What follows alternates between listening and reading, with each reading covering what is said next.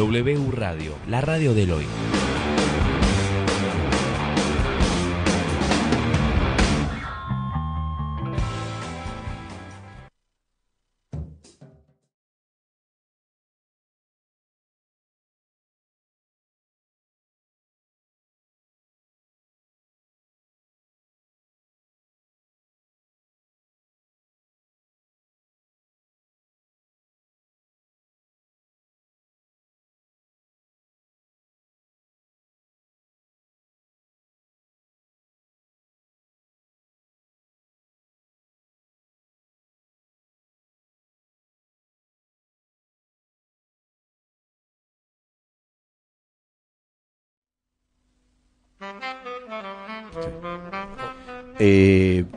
Buenas tardes, siendo las 17 horas. Bueno, poniéndonos a tono.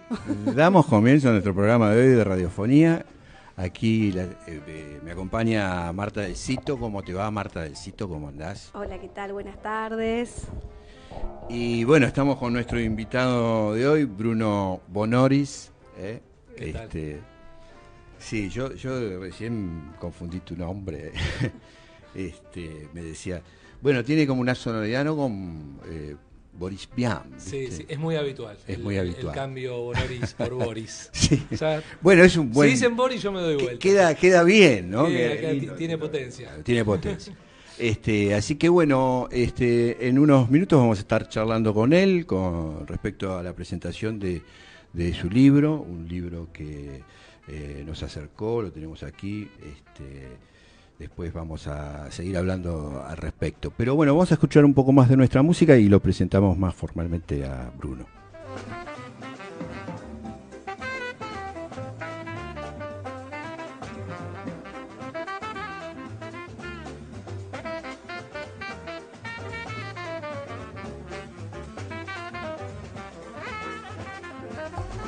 Bien, aquí estamos nuevamente.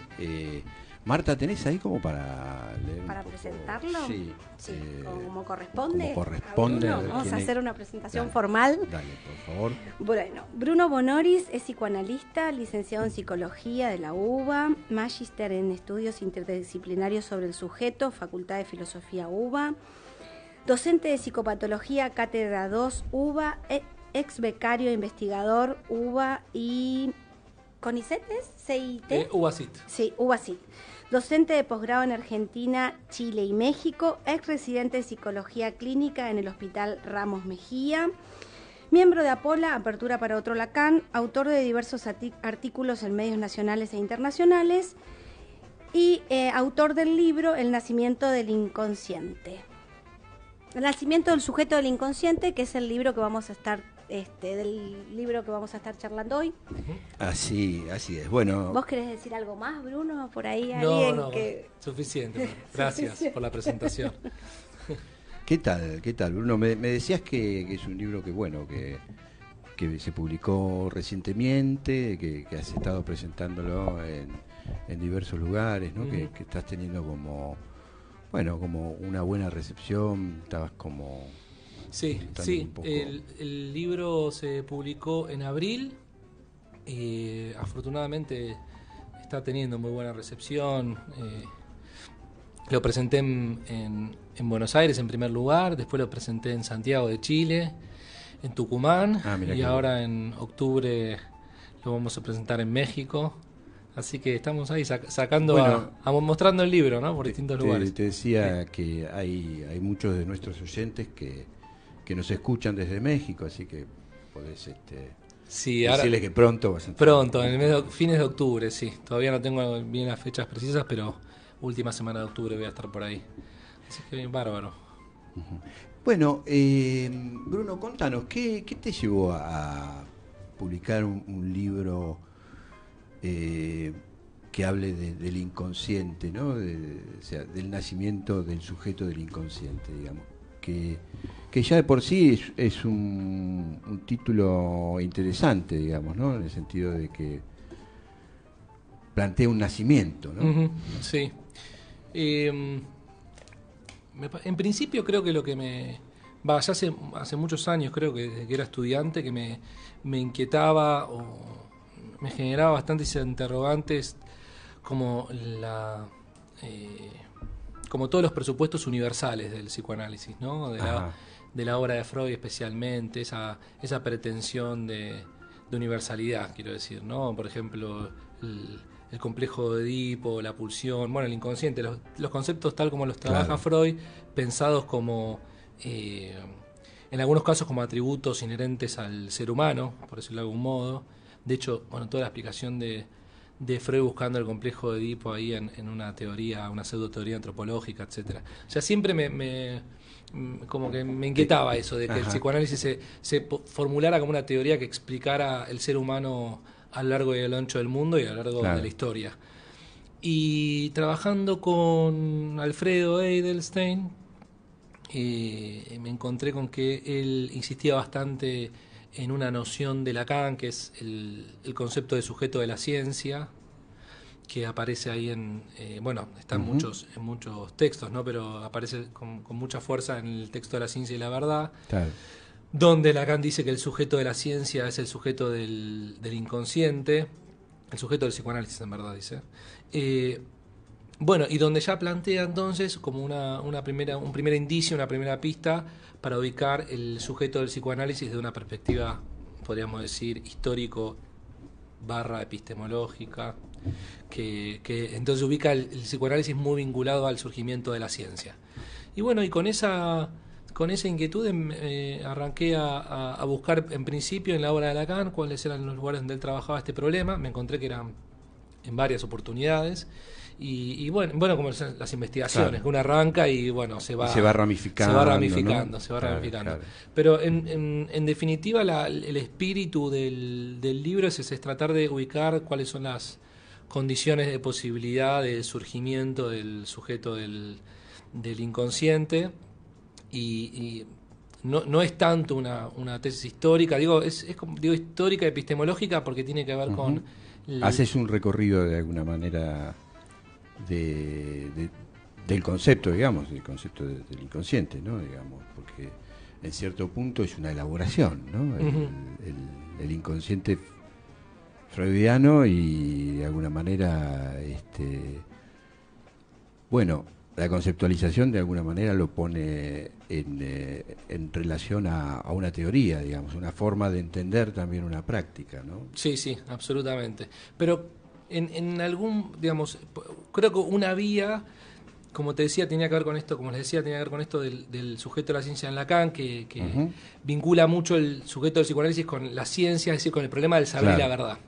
Por eso digo histórico-epistemológico, porque es el vínculo que ubica Lacan es cómo se relacionan a partir de la ciencia moderna el sujeto, el saber y la verdad, si se quiere. Es ese triángulo de conceptos. Por eso también eso me permitió meterme con Foucault, que es un autor que justamente, especialmente en la última etapa, en los años 80, se propone estudiar la historia de los vínculos entre el sujeto y la verdad también, ¿no? Hay como, por eso decía histórico-epistemológica, porque tiene que ver con un problema vinculado al conocimiento, si se quiere, a los vínculos del sujeto con el saber. Bueno, de hecho Foucault es crítico del psicoanálisis, ¿no? En el sentido también de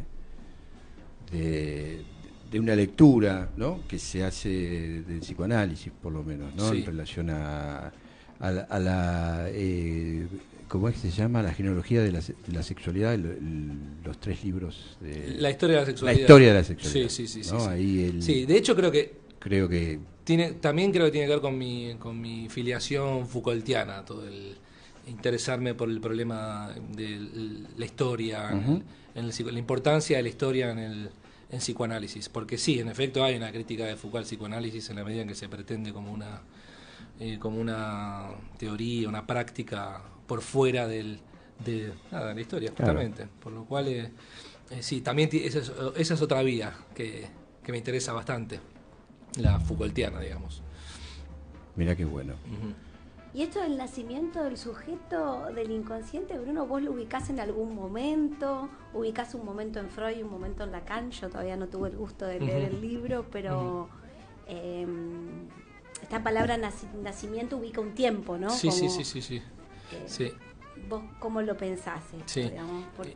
Sí, en verdad yo tomé, como les decía antes, no es que sea una idea mía, tomé la idea de Lacan, que en efecto él ubica un tiempo, claro, que es vieron cómo es, ¿no? Que estos análisis históricos depende de dónde ponga uno la lupa, si la acerca mucho o la aleja.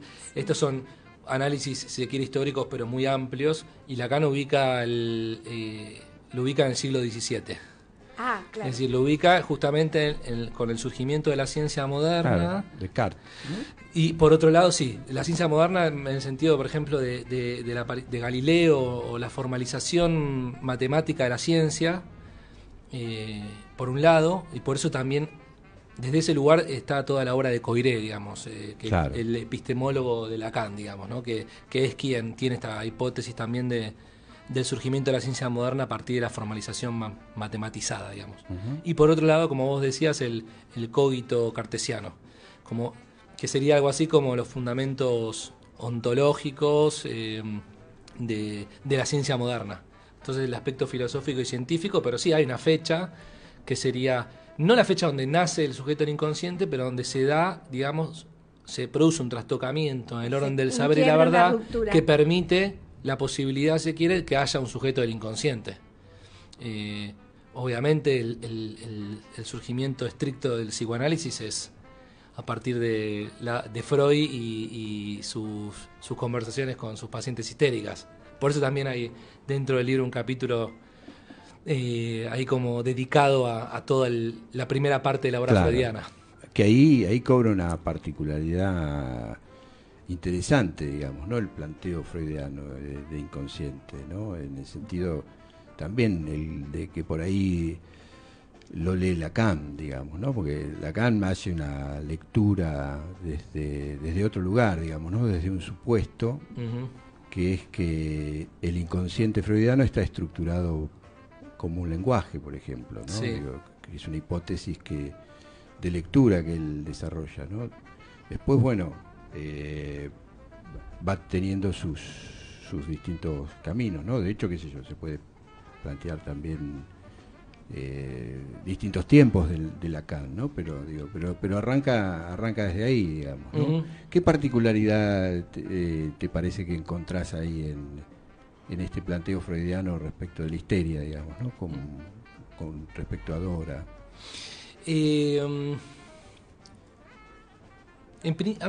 A mí lo que más me interesó de la perspectiva de Freud con respecto a la histeria tiene que ver con el modo en que Freud concibió el cuerpo.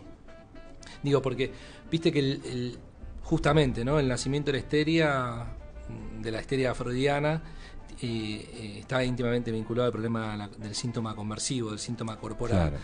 Pero a mí el dato, el enunciado freudiano que más me impactó, de 1890 y pico, o sea, pre-psicoanalítico si se quiere, es la idea de un cuerpo, del cuerpo en la histeria como un cuerpo independiente de la anatomía.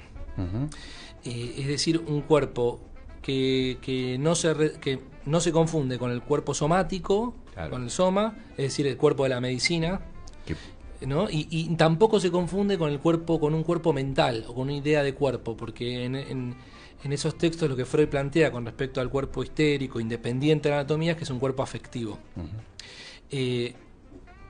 Por supuesto, un cuerpo... No responde al saber, de alguna manera. Bueno, sí, lo interesante ahí es que el saber y la afectividad se encuentran como mezclados de un modo muy particular, ¿no? La palabra que me parece que utilizaría Lacan están como en estado de inmixción, el saber y el afecto. Por eso no es estrictamente un cuerpo representacional. Viste que en general se dice, bueno, el cuerpo histérico es el cuerpo representacional, el cuerpo como el cuerpo de la mente. Pero lo que plantea Freud en esos textos no es estrictamente eso, sino un cuerpo que se conforma por el Freud lo dice así, por verdades no dichas o actos no realizados, ¿no? Lo que se reprime. Pero esas verdades no dichas son verdades afectivizadas, es decir, ¿no? El problema ahí es el afecto. Claro, ya me plantea un inconsciente que tiene que ver con un saber distinto, por lo menos enunciado de manera distinta, digamos, ¿no? Porque es un saber no sabido. Digamos, correcto, ¿no? sí. De hecho, Freud lo plantea como un saber que paradójicamente, lo dice así, un saber que paradójicamente no se sabe. Se sabe y no se sabe. Sí, es verdad que después... lo que pasa es que la obra de Freud es una obra tan amplia y tan novedosa, quiero decir, permanentemente Freud inventa ideas, conceptos, etcétera, que también, a mi modo de ver, es por momentos una obra con muchas contradicciones internas, digamos, cosa que no me parece para nada un problema. De hecho, creo que es como inherente a cualquier obra tan subversiva, que tenga como incoherencias internas. Y en ese punto creo que Lacan lo que hace también es leer el aspecto más subversivo de Freud. Como por ejemplo, como vos decías, cuando trabaja el inconsciente estructurado como un lenguaje, que creo que extrae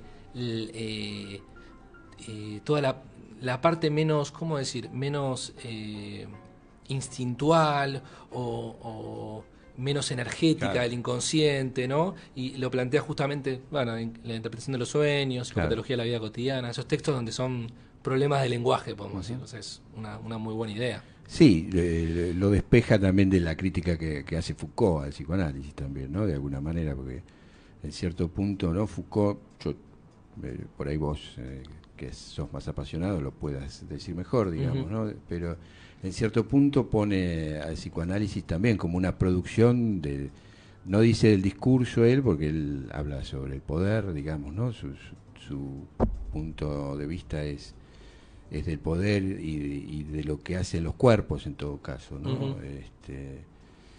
Pero me parece que en cierto punto Lacan lo despeja de esta cuestión que tiene que ver con lo biológico, ¿no? Sí, estoy de acuerdo con eso. Me parece que no solamente que Lacan, como mencionás, hace una lectura mucho más rigurosa, mucho más metódica, en el sentido de despejar el psicoanálisis de cualquier rastro de biologicismo que por momentos a Freud se le cuela en la obra, sino que esto que mencionás de Foucault, ¿no? Sino que además creo que está atento también a esto que decíamos antes del psicoanálisis pensado de una perspectiva también histórica. Al menos es lo que yo leo en la obra de Lacan. Tal vez otros autores no estén tan de acuerdo con eso, pero yo leo eso. De hecho, Foucault, en la hermenéutica del sujeto, que es uno de sus cursos en el Collège de France del año 80, creo que es 81, y donde él dice que va a empezar a estudiar los vínculos entre la historia del sujeto y la verdad y el saber, dice, yo creo que quien está muy interesado en esto, yo estoy estudiando, es Lacan, ¿no? Hace como una mención a Lacan y convoca al psicoanálisis a preguntarse por cuál es su lugar en la historia de las relaciones entre el sujeto, el saber y la verdad, ¿no? Creo que hay una interpelación de Foucault. De hecho, creo que Foucault estaba muy interesado en el psicoanálisis, muy interesado, sí. Bien, Bruno, te voy a invitar a escuchar un tema musical, si te parece, y enseguida regresamos. ¿Qué te parece? Sí, obvio.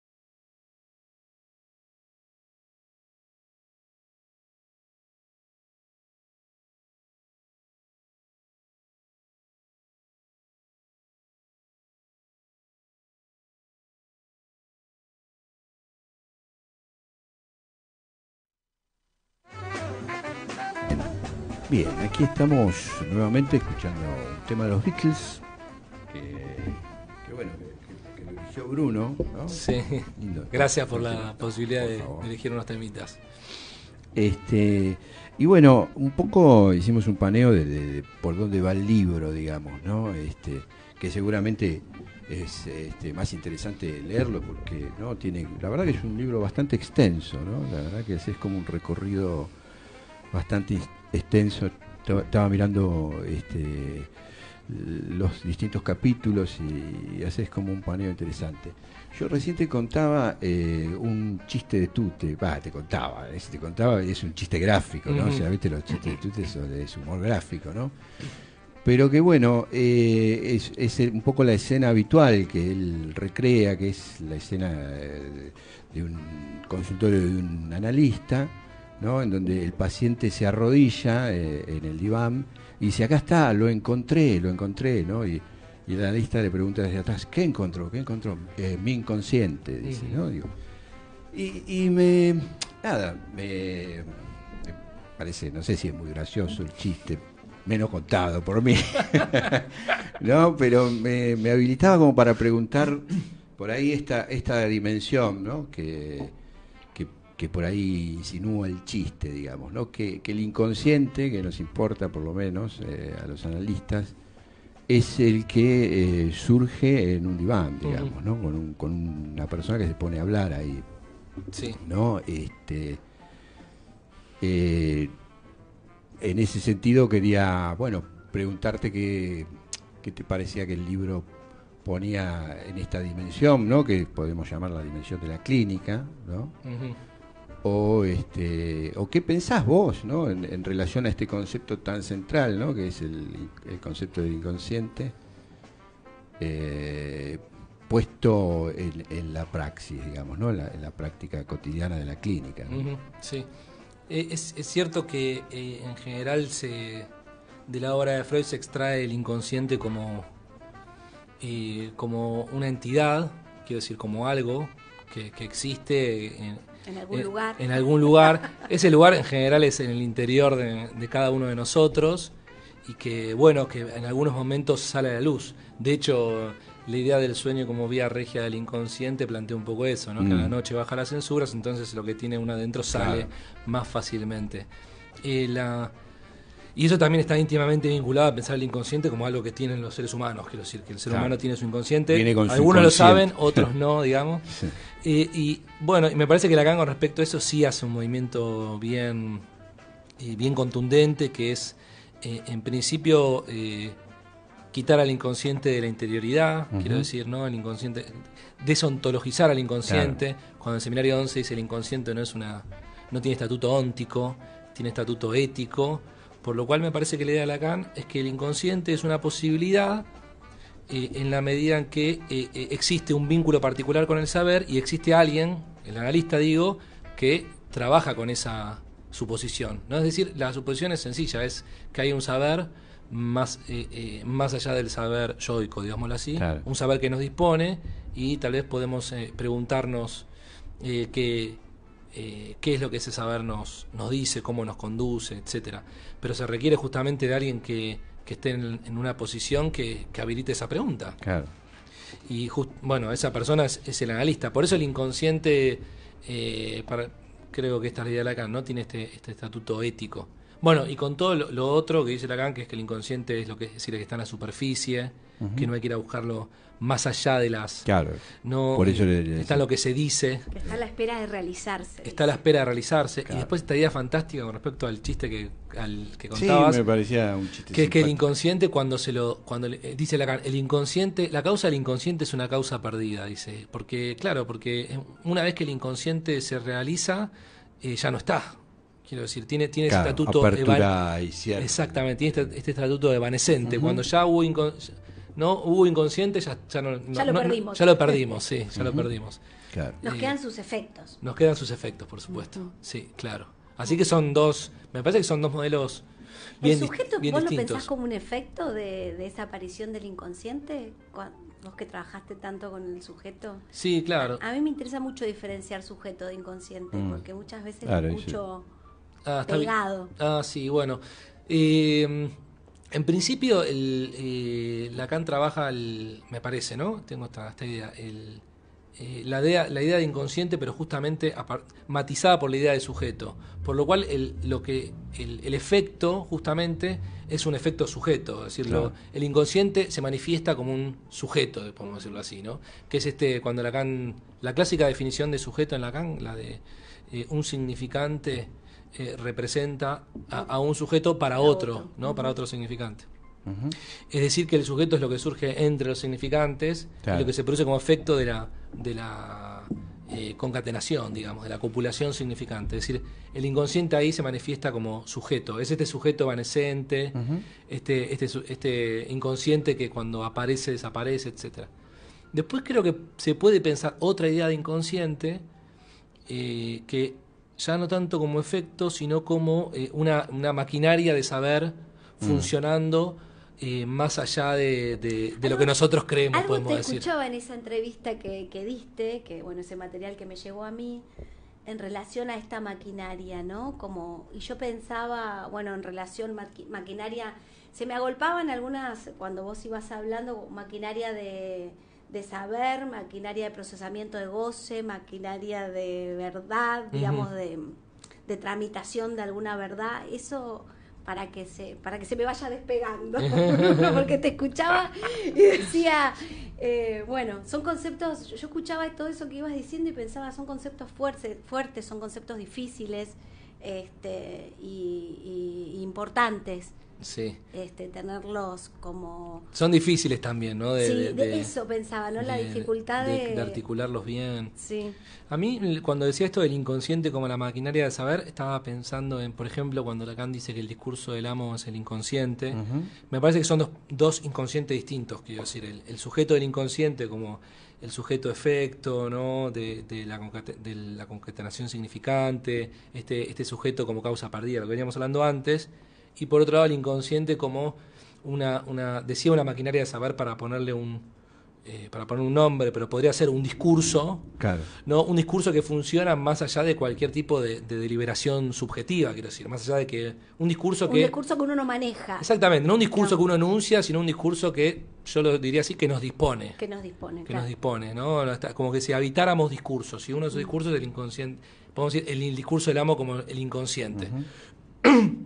Que bueno, no, ya es otro cantar todo eso, pero creo que son dos formas de entender el inconsciente en Lacan. Claro. Sí.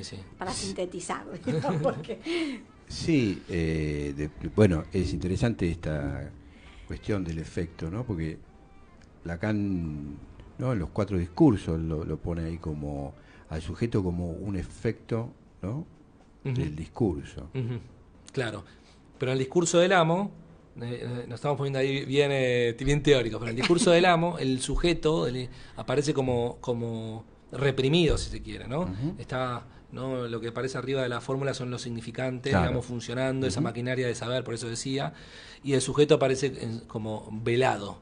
Por eso de algún modo, quien denuncia el funcionamiento de ese saber es la histeria. Es el sujeto, ¿no? El discurso de histeria, donde el sujeto ubicado como agente. Claro. Denunciando, si se quiere, la verdad reprimida en esa maquinaria del saber, que es una de las formas, me parece a mí, de entender el inconsciente. Esa elaboración inconsciente, claro, uh-huh, uh-huh, que sucede en el sujeto, ¿no? Es complejo eso, parece sencillo, pero no es sencillo, ¿no? Yo pensaba cuando leía tu título, ¿no? Digo, ya el hecho de usar el nacimiento del sujeto del inconsciente, ¿no? Usar el del ya ¿no? Es una apuesta. Una apuesta, ¿no? Sí, yo lo escuchaba igual. Sí. Bueno, pero igual también tengo como en ese sentido es una tesis bueno, en algún lado, lacaniana, claro, quiero decir, ¿no? Claro, sí. Es una idea de Lacan, la del sujeto del inconsciente. Sí, pero darle fuerza de nuevo, volverlo a poner sobre la mesa, a mí me parece muy importante, uh-huh, porque nosotros, claro, estamos en un momento donde el sujeto no tiene lugar, el saber tiene lugar, pero solo un tipo de saber, no un saber que se produce solo de una manera y no el saber que se produce en relación a un, uh-huh, sujeto y a la verdad de un sujeto. O sea, no un saber singular, sino un saber... Claro. generalizado. La verdad también está devaluada. Entonces es como, por eso yo pensaba, ¿por qué dije fresco ahí cuando él me puso porque a mí me parece que es como volverle a dar aire, volver a sacar sí, se me ocurre a pasear, pero en serio, como a ponernos a pensarse, ¿no? A elaborar, digamos, ¿no? Interesante. Sí, porque la relación que tengamos al saber y a la verdad siempre, digamos, si no tenemos una relación ética, de la que es para nosotros la ética del psicoanálisis, es complejo. Digamos, es complejo para escuchar en el consultorio, es complejo para... Es verdad que en psicoanálisis se calculo que deben pasar en todas las ramas de conocimiento, pero se van poniendo como conceptos de moda. Yo qué sé, el goce, el objeto A, bueno, y es verdad que el sujeto no es que es uno de los conceptos así que está como más trending topic, digamos, claro. Mucho no. Pero, sin embargo, lo que hay que, para mí hay que admitir, si uno es lacaniano, es que la noción de sujeto es, me parece a mí, sujeto y significante, ¿no? Son como las dos nociones centrales de la obra de Lacan. Sí. Están de principio a fin. Es una preocupación fundamental. Es una elaboración lacaniana, ¿no? Es una elaboración lacaniana. Y también habría que decir que en este libro yo me ocupo, si se quiere, como de un aspecto del sujeto del inconsciente que vinculado con el saber y la verdad, pero también uno podría hacer un trabajo sobre otros modos de Lacan de concebir el sujeto como entridad, lo digo, como ¿viste? Porque este sujeto es entre saber y verdad. Después está el sujeto entre significantes, claro, que algo lo trabajo en el libro, y después el sujeto entre analista y analizante, que también hay en Lacan me parece que está presente esa idea. Y entre saber y verdad, ¿qué nos puede traer, Bruno? ¿Qué nos aporta, digamos, sí, para vos? ¿Qué es lo esencial que tenemos que decir, digamos, ya que estamos acá? La idea... Voy a tratar de ser sintético. Sí. Porque estamos en el radio. Sí, es difícil. 20 minutos más o menos. Es difícil. Más o menos. Me parece que la idea es que en determinado momento de la historia del saber, si se quiere, a partir del surgimiento de la ciencia, lo que se produce es justamente lo que Lacan dice, la forclusión de la verdad del campo del saber. ¿Vieron la famosa frase que dice que la ciencia forcluye al sujeto? Sí. Bueno, en verdad Lacan, eso creo que lo dice una vez medio suelto, pero la idea de Lacan no es esa. La idea de Lacan es que la ciencia forcluye la verdad del campo del saber. Es decir, que si el saber y la verdad antes de la ciencia estaban, si se quiere, como unidos, y esto tiene que ver en los modos de vincularse de los seres humanos antes de la modernidad, por ejemplo, el modo en que recibían la verdad, ¿no? Por ejemplo, a partir de una erótica, claro, de la verdad, claro, quiero decir que Dios o cualquier entidad trascendente nos hacía llegar una verdad por medio de distintas vías, o bueno, otros modos de acceder a la verdad más por la vida cotidiana, bueno, no importa, es otro tema, no me quiero meter mucho con esto, pero a partir de la ciencia lo que dice Lacan es que se forcluye la verdad del campo del saber, es decir, a la ciencia la verdad no le importa, la ciencia es un modo de discurso que lo que hace es progresa, si se quiere, en el saber, y con ese saber, por supuesto, diagnostica, pronostica y modifica los hechos de la realidad, pero se desinteresa de la verdad. Esta es la idea de Newton, cuando Newton dice hipótesis non fingo, en la Principia, significa que Newton saca un libro y dice, yo les explico cómo funciona la gravedad.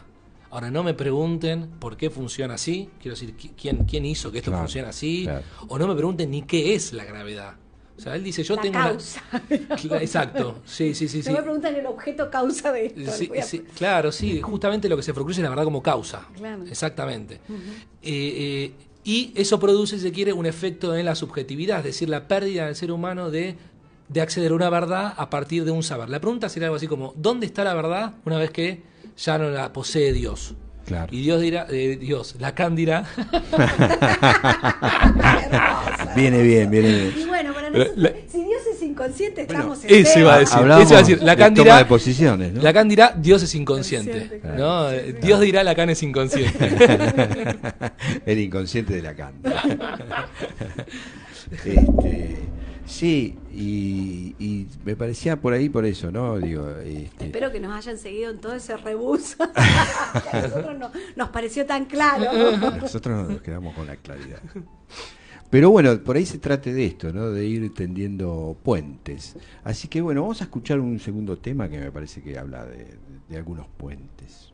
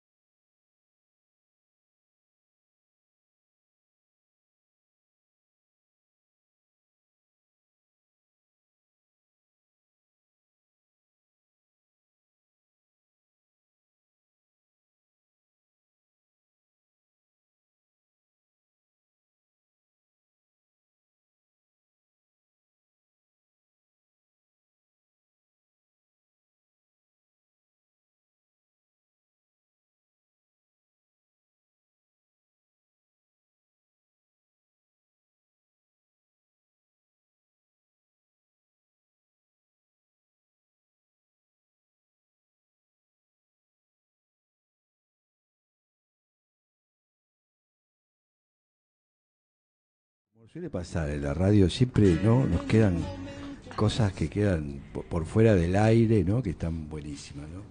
Pero bueno, acabamos de escuchar un tema que es de Spinetta, un hermoso tema que habla sobre puentes amarillos, ¿no? Y un poco veníamos pensando, ¿no? En trazar algunos puentes, ¿no? No sé, ¿por dónde seguimos? No sé, por donde quieran. ¿Qué te parece? ¿Por dónde podemos seguir? Venías contando esto de que si la verdad no tiene lugar en este campo de saber, si no es patrimonio de Dios. Claro, exacto. Diciendo Exacto, sí. El inconsciente, como podemos decir, como el lugar donde se recupera la verdad forcluida por la ciencia. Eso sería como de un modo muy sintético, ¿no? Si la ciencia forcluye la verdad, el inconsciente, el psicoanálisis intenta restituir esa verdad forcluida, claro. A partir de ese dispositivo que diseñó Freud. La clínica. La clínica, sí, la clínica misma. Bueno, el diván puede no serlo también, digamos, ¿no? De hecho, vos tenés todo un recorrido en la práctica del psicoanálisis hospitalario, ¿no? Sí, trabajé en el Hospital Ramos Mejía, claro, ¿no? Y de alguna manera son lugares donde el psicoanálisis se pone en tensión también, ¿no? Bueno, capaz que con con su verdadera dimensión, digamos, ¿no? Que es la de la palabra, digamos, sí, ¿no? Sí. Bueno, eso es lo que tiene para mí el psicoanálisis de práctica única y por eso tiene que resistir todos los embates. Que es que el psicoanálisis plantea que el síntoma, por decirlo de modo muy amplio, el sufrimiento de las personas significa algo, o sea, es una verdad. Ajá. O sea, ese es para mí el planteo número uno que tenemos. Es interesante esto. O sea, que es una verdad que tiene que revelarse, no es meramente que se tiene que producir, ¿no? Por supuesto que se tiene que producir un análisis, pero la suposición de que el síntoma es un mensaje, esta es la idea de Freud también, claro. La primera idea de Freud, claro, el síntoma es un mensaje. Sí, sí. O sea, eso ya me parece que es lo que también nos distingue de modo claro de otro tipo de terapias. Tiene ese estatuto ético particular, ¿no? Pensar que cariño a nuestros síntomas. Bueno, sí. Que nos vienen a decir algo, y sí. Y esa creo que es como la verdad que digo, porque en cierto punto Lacan sigue siendo un psicoanalista, él nunca renuncia a esto que inventó Freud, ¿no? En todo caso lo instituye de nuevo, digamos, no lo relee, pero me parece que en ese punto siguen siendo siempre coincidentes, ¿no? Es algo que está ahí para ser leído, es una verdad que en todo caso está por producirse, digamos, y en esto se arma un campo. Digamos, sí, ¿no? sí, Un sí, sí. campo. Yo estoy de acuerdo con que la idea de que el síntoma, si hay algo, viste, los psicoanalistas somos también un campo muy heterogéneo, Totalmente, psicoanálisis sí. norteamericano, Klein, Claro. Freud, Lacan, es un lío. Totalmente. Pero creo que todos coincidimos en la idea de que el síntoma es un mensaje. O sea, me parece que en eso Sí. estamos todos de acuerdo. Lo que pasa es que, por ejemplo, para distinguir Freud y Lacan en este punto, es que Freud en algún momento el mensaje termina siempre teniendo un carácter edípico. También es algo que uno encuentra Claro. leyendo los historiales freudianos. Totalmente. Y creo que, por ejemplo, Lacan es un tema que viene a irrenunciable revisar. para Freud, ¿no? La cuestión del Edipo. Exacto, sí.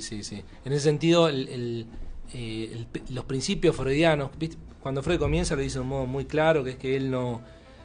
otra particularidad que tiene Freud, que también hay que decirlo que es fenomenal, que es que dice, bueno, yo pienso que los síntomas están constituidos por un saber, pero yo no lo sé. Quiero decir, el médico no sabe. Claro. Quien lo sabe es el paciente, pero no sabe que lo sabe, ¿no? Claro. Así que él va sin saber bien qué es lo que va a descubrir, en principio. Sí, sí. Pero es verdad que con... Es una posición ética esa, Una ¿no? posición ética, absolutamente. Claro. Pero es verdad que con, me parece a mí, con el paso de los años, con la formalización del complejo de Edipo, etcétera, Freud en algún punto ya termina sabiendo. Es como que no sabe, pero sabe, en el punto en donde lo que se va a encontrar él Sí, claro. va a ser Edipo. Especialmente el padre. El problema del padre en Freud es... los casos de Freud gravitan alrededor del problema del padre. Es notable eso, ¿no? Claro. En todos los casos. Entonces creo que ahí también como una especie de contradicción en el sentido donde en algún punto Freud no sabe lo que se va a encontrar, en algún punto ya lo sabe. Claro. En el caso de Dora es muy notorio eso, ¿no? ¿Viste? Cuando la interpreta, insiste con la interpretación edípica, Claro. y Dora le dice, bueno, no, ya basta. no es por ahí. Ya basta Dora de se esto. enoja un poquito con eso. Se enoja, sí. De hecho, hace el experimento de la carterita para... Ajá. Me lo acuerdo porque lo nombró Acá. Alfredo el otro día. Terrible, Que ¿no? hace un experimento, le pone una Sí. cajita de fósforos ahí y le dice, ¿usted sabe para qué sirve esto? Bueno, y Ella juguetea con el dedo. dice. exacto, y estaba buscando la masturbación. Ahí Freud estaba buscándolo Y como... jugueteaba con el dedo ahí. Claro. Sí, yo se lo pienso, ¿se imaginan ustedes diciéndoles a un paciente? ¿Qué hace? Se está masturbando. Usted con la... Muy fuerte. ¿Qué hace con la, claro, con la perillita de la cartera? Claro, no sé cómo habrá sido para él, siempre me pregunté esto, cómo habrá sido para Freud estar causado por el psicoanálisis, la investigación, estar construyendo el cuerpo teórico, Claro. digamos, y a la vez atendiendo, ¿no? Porque él estaba haciendo las dos cosas todo el tiempo. Tenía Bueno. hipótesis que corroborar, cosas que Claro. quería escuchar, digamos, tenía como cuestiones que venía construyendo, laburando, y además escuchaba al paciente. Sí. Entonces eso sí. se ve Y, en ese sentido, Lacan aporta a la lectura de Freud, digamos, ¿no? Sí, Lacan ya me parece el primer Lacan, que es el Lacan lector de Freud, que lo lee ya de una manera cambiante, ¿no? Es alguien que bueno, despeja todas estas cuestiones, ¿no? Que por ahí aparecen Pero como... Lacan ya contaba con Freud, Claro, entonces claro. tenía un... Con respecto a esto que decís de la investigación de Freud, que Freud, increíble, pues verdad, veía pacientes de lunes a sábado, y bueno, escribió 25 tomos, o sea, miles y miles de artículos. Le preguntaron, hace poquito en una entrevista, le preguntaron cómo había sido él como psicoanalista. Le preguntaron, ¿cómo fue usted, doctor Freud, como psicoanalista? Y dijo, no fui tan bueno porque estaba muy preocupado por mi teoría, por la investigación, es decir, Mirá vos. de ver si verificaba lo que investigaba, etcétera, y porque fui demasiado paternalista con mis pacientes. Mirá, sabía de qué se Demasiado trataba. paternalista. Sí, estaba bastante advertido de sus propias dificultades. Sí, es notable. Yo cuando leí eso me llamó mucho la atención. interesante, porque eso es ser buen analista, ¿no? Estar Claro. advertido de con qué piedras Y- tropieza sí, uno. ¿no? Me Sí, parece sí. que ya es bastante. Sí. El analista de alguna manera labura con su inconsciente, ¿no? En cierto punto también, ¿no? Sí. Cierto- Sí. Hace poquito, hablando de Freud analista, leí un libro, Diario Clínico de mi análisis con Freud, de Blanton, Smiley Blanton, un psicoanalista norteamericano, que es un libro espectacular porque cuenta cómo Freud lo trataba al tipo, y es increíble cómo todos los prejuicios típicos del psicoanálisis, del analista medio mala onda, silencioso, que no dice absolutamente nada o que interpreta cualquier cosa, no, acá se muestra un Freud un tipo muy cálido, muy receptivo, conversando con él. Está buenísimo el libro ese, como que quita un montón de prejuicios, ¿viste? con la idea de neutralidad, que uno tiene que estar ahí como, viste, todo el consultorio, todo blanco, no sé, Claro. cuidarse con lo que dice. No, acá se ve un Freud mucho más. Freud, de hecho, le dice, Freud le dice a su analizante, que era analista, le dice, lo que le pasa con sus pacientes es que usted no se relaja, dice, se tiene que relajar más. Relájese que la cosa va a andar bien. Se le veía relajado con sus perros. Sí, atendía con el perro ahí, todo bien. Mirá qué bueno. Bueno, mirá qué interesante, ¿no? ¿Y qué te parece que podemos, digamos, ¿no? Porque en cierto punto me parece que un poco porque, bueno, era algo que a mí me interesaba plantear, digamos, ¿no? Esta dimensión clínica, de alguna manera, que cobra para nuestro quehacer cotidiano, ¿no? La idea del inconsciente, ¿no? Vos decías algo que era muy interesante, digamos, ¿no? Que es la posición ética que de alguna manera tiene el psicoanálisis, ¿no? Y que de alguna manera tiene que ver con la posición de escucha que uno lleva adelante, digamos, en su práctica cotidiana, digamos, ¿no? Pero ¿qué aspecto te parece que tiene el libro, digamos, ¿no? Respecto a esto, ¿no? De la clínica, digamos, ¿no? Vos me decías que en cierto punto recibías, gente que lo leyó y que estuvo acceso al libro, qué sé yo, te decía que tenía que le encontraban todo un aspecto clínico, ¿no? Que vos de alguna manera, bueno, te lo cuestionabas, ¿no? En el sentido de que de esto, ¿no? Como de evolución, digamos, ¿no? Como de evolución de aquellos que de alguna manera... Sí, porque no es un libro estrictamente clínico en el sentido de libro, por ejemplo, clínica de la depresión, clínica de la... No planteas casos clínicos, digamos. No planteo casos clínicos, no. Es un libro en ese sentido más bien teórico, pero igual es una pregunta difícil porque es una pregunta acerca de los vínculos entre la teoría y la práctica, ¿viste? Sí. Como, a mí me...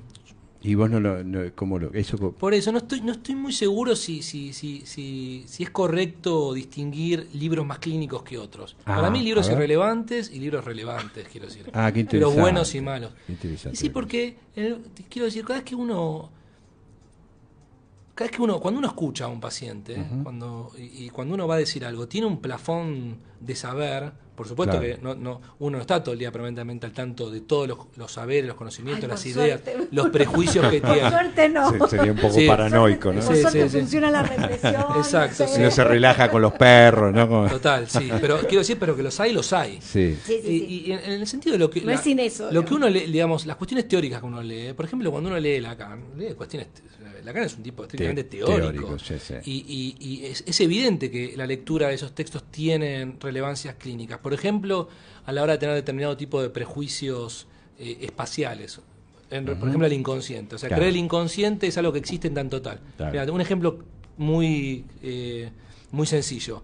En general, viste los programas que hacen edición y muestran a políticos teniendo lapsus. No, quiso decir tal cosa y dijo la otra. Claro. Y obviamente la gente que quizá no se dedica a esto piensa, bueno, lo que dijo es la verdad, quiero decir, lo que lo que se le escapó es la verdad. Y bueno, claro. Eso ya es una concepción del inconsciente que tiene que ver con nuevamente la idea de una interioridad que sale a la luz. Y justamente si se necesita un analista para darle a ese lapsus el estatuto del inconsciente, es decir, preguntarle ¿qué quiso? O sea, ¿qué fue lo que pasó ahí? ¿Por qué habrá dicho eso? ¿De dónde viene eso? Porque en tanto no tal... que ahí está la verdad. Exacto, claro. Pero esa idea ya está en Freud, quiero decir. No es que para Freud el sueño o el lapsus fuese ya en sí mismo el inconsciente. Para Freud son como, si se quiere, como atajos, en la medida en que eso le permite interpretar. Como llamadores, ¿no? Sí, correcto. Como luces. Sí. Por acá, venga por acá. Sí. Yo creo que son como, pasadillos. Y en ese punto... son cuestiones teóricas las que nos hace pensar esos problemas. Entonces, para mí un buen libro, por más teórico que sea, quiero decir que no tenga reseñas clínicas, etcétera, puede ser muy clínico el libro, muy clínico, ¿no? Claro. Y no hablar específicamente sobre algún tipo de diagnóstico, etcétera, ¿no? Claro. Igual, perdóname, el libro, quería decir esto también, el cuarto capítulo es un capítulo que habla sobre locura y depresión en la modernidad. Ajá. Y ya ahí tal vez tiene algo como más el sentido clínico, en el sentido más común del término, que es... ¿Por qué tocas ese punto específicamente, digamos, ¿no? Y también... en La ciencia y la verdad, todo parte de ahí, como ese texto, se van abriendo como hilos de investigación. Nos decías que de ahí arrancaste. Claro, en un momento Lacan dice que el sujeto de la ciencia está atado al zar. Tiene esa idea. Y rastreando un poco esa idea de lo que significaba, me encontré con la idea de locura en la obra de Lacan, que está acerca de la causalidad psíquica, donde Lacan tiene una forma de pensar la locura que es bien distinta, bien particular. Que de hecho es sorprendente porque en general se piensa en psicoanálisis el diagnóstico como una tríada, ¿no? Neurosis, psicosis, paluración. Claro. Pero Lacan tiene más conceptos de diagnóstico. Aporta más ideas. Locura es una de ellas, claro, por ejemplo. Locura, ¿no? Es una de ellas. Claro. Y donde habla de la locura como, si se quiere, una identificación al yo, o una identificación al sí mismo, lo voy a decir así de un modo muy sencillo, sin mediación por el otro. Claro. Es decir, Lacan habla de si el muchacho que está en un hospital psiquiátrico que dice que es rey está loco, dice Lacan, el rey que se cree rey está loco. Sí. El rey y eso significa básicamente que el rey que no, si se quiere, no advierte que su condición de rey está vinculada a condiciones simbólicas. Claro. Así que no hay nada en él, en sí mismo. Que no lo medie, digamos, claro. Esa es la mediación del otro. O sea, que se está pegado, digamos, el sujeto con el objeto, símbolo. una cosa así. Sí. No hay el entre, serían tus términos. Sí, como faltaría la mediación del otro, la entidad. Sí, está bien, sí, claro. Es una identificación loca con el yo. Que me parece que la idea de Lacan es muy interesante porque habla un poco de una posición típica del sujeto en la modernidad, que de lo que se llama, ¿no? Algo así como el reino del ego, el reino del yo, digamos. ¿Y por qué la depresión, digamos? Bueno, porque siguiendo un poco esa vida de la locura, me encontré con algunos autores que piensan la depresión de una perspectiva, si quiere, más sociológica, filosófica. Bueno, pero puede ser que sea inobservable, digo, si uno ve, ¿no?, las neurociencias, ¿no?, en relación a la fabricación de antidepresivos, ¿no?, y de cómo se asignan, qué sé yo, un médico clínico te da un antidepresivo. Capaz tu abuela, digamos, la pastilla de la abuela, seguro que encontrás un antidepresivo. No, que es un problema, importantísimo. El nieto busca y encuentra. Sí. La idea básica es que... ¿Podríamos decir que es el padecimiento de nuestra época? ¿Lo pensás así? O por lo menos es como, digo, a ver... No, sí, diría que sí. Son datos estadísticos también, ¿no? Claro, eso voy, ¿no? Como está a un punto observable. de ser la primera causa ahí se me fue el nombre ahora, pero no... De discapacidad. La primera causa de discapacidad en términos de salud. O sea, es gravísimo el costo el hecho. que trae esto, claro. Bueno, pero la idea básicamente es que la depresión es como el reverso de la locura, en la medida en que la depresión es un efecto, esto lo trabaja Ehrenberg, un sociólogo francés, que dice, quien se deprime es porque está fatigado de ser uno mismo, fatigado de sí mismo. Y también quien lo trabaja así es Chulhan también, donde habla de la depresión como una enfermedad. Fatiga. Sí, la fatiga, el cansancio. El cansancio de ser uno mismo. Sí, el cansancio de ser uno mismo, ¿no? De estar, del ensimismamiento, de sostener el yo. Ay, no, exactamente. Aflojate, aflojate un poco. De sostener el yo. Ah, es agotador. Sí. No solamente yo diría, hay en el libro trabajo como un par de imperativos típicos de la modernidad que conducen hacia la locura y la depresión, que son el ideal de libertad.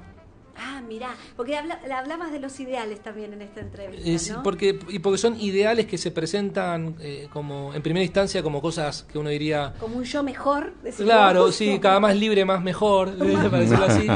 El de libertad, el de fidelidad a uno mismo y el de productividad, ¿no? Ideales modernos. Claro. Que sí, obviamente que tiene su aspecto positivo, ¿no? La idea de los derechos humanos, de la autonomía, de libertad de elegir sin coacciones. Por supuesto que eso tiene un aspecto positivo. Pero la contracara de la libertad, una exigencia. La exigencia de libertad, es decir, la exigencia de ser uno mismo, de tomar decisiones, de desear sin mediación del otro, que es francamente enloquecedor, porque produce Bueno, el amor y la vocación, hay problemas. Tuvimos un ton. Fue rebotó el resorte. Un resorte. El ton del tiempo. Oriental, un ton oriental. Sonó como... Terminó el rap. Claro. ¿Cómo era el gol? Nos bajó. Nos bajó. Bueno, se nos está yendo el programa, Bruno. Realmente se nos está yendo. Justo que estábamos en un punto interesante, digamos, ¿no? Para desarrollar, digo, porque esto, ¿no? Porque en cierto punto... Y comparto lo que decís, digo, ¿no? Que hay como el arte, ¿no? Viste que hay cosas que valen y cosas que no valen, digamos, ¿no? Es verdad, ¿no? Por ahí no hay que hacer tanto hincapié en la división entre si algo es clínico o si algo es teórico, digamos, ¿no? En ese sentido, lo comparto ahora, porque no lo sabía. No lo sabía, en serio, ¿no? Me parece como interesante lo que dijiste, digamos, ¿no? Y igual me parecía como interesante para seguir charlando este aspecto, ¿no? Que es el que por ahí nos encontramos, bueno, qué sé yo, no sé, este lunes no, porque es feriado, pero no sé, el martes, digamos, ¿no? Con nuestros pacientes y con la clínica, digamos, ¿no? Y por ahí viene muy bien pensar conceptos como, bueno, como ¿no? Tan central como es el del inconsciente, digamos, ¿no? Así que, bueno, nos tocaron la campana del gong de finalización del programa. Bruno, ¿querés decir algo más? ¿Querés, no sé, aclarar algo respecto de, en serio, nos escucha mucha gente en México, si querés por ahí volver a hablar de esto, como para aquellos que estén interesados? No, quiero agradecerles a ustedes por la invitación. Fue muy divertido. Y por supuesto invitar a los que estén escuchando a que lean el libro, bueno, es de Letra Viva el libro. Así que lo encuentran. Se encuentran obviamente en Letra Viva, pero en Cúspide, en muchas librerías en Capital Federal. Y cualquier cosa también. Me pueden buscar a mí por las redes sociales y me lo piden, que yo se los puedo. Ahora vamos a subir alguna foto para que también. Sí, y lo de México en octubre, a ver que voy a llevar también, me voy con bastantes libros para allá. Che, ¿y por qué te persigue esta canción? ¿Por qué no puedes abandonar? Porque los temas musicales los elegiste vos, ¿no? Sí. Y Cantata de Puentes Amarillos a mí me encanta también, ¿no? O sea, sí, yo soy no encuentro mejor disco de rock argentino que Artaud, de Pescado, ¿no? Rabioso. Y ese tema me parece un disco muy rockero, a pesar de que sea un flaco con una guitarra, sí. Pero tiene una actitud de rock, de bohemia, me parece impresionante. Yo lo escucho en mi casa y es espectacular. Sí, bueno, espectacular. La próxima vamos a hablar de eso. Hablemos de Spinetta. Vamos a tener que invitar para hablar más de clínica y de música. Bueno, esto fue Radiofonía, son las 19:08 horas y se nos terminó el programa. Marta, ¿querés decir algo más? Un saludo a nuestros oyentes, gracias a Bruno que nos compartió su libro. Se ve muy tentador. Acá estoy pegándole una mirada a los capítulos, así que bueno, entonces están todos invitados a leerlo. Los saludamos y nos vemos el sábado próximo aquí en Radiofonía. Chao.